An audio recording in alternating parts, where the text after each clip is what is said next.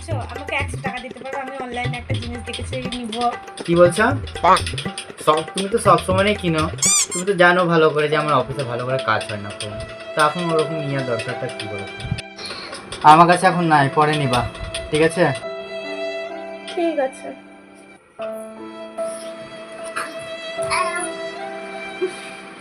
কিসের জন্য একটা গন্ধ লাগছে না? কি বাজে গন্ধ করে। ছি, কি গন্ধ! এইটারই তাহলে দুর্গন্ধ করতেছি। আর মোজাটাও কি নোংরা হয়েছে। ছি। কই গো, শুনছো? আমি মোজাটা আর এই জুতোটা ধুয়ে দিচ্ছি, বুঝলা? হ্যাঁ, কোন জুতোটা? ওই কালো কালারের মোজার সবুজ জুতোটা তো? হ্যাঁ। না না, ওটা করো না। না না, জুতোতে যত পেরেছে মোজা খুঁজে সব ধরে রেখেছে।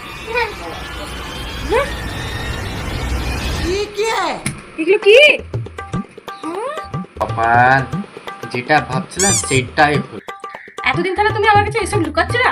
ওর জন্য আমি দেখছি ওই জুতোটা 2 মাস হয়ে গেল আমাকে তুমি ধুতেই দিচ্ছ।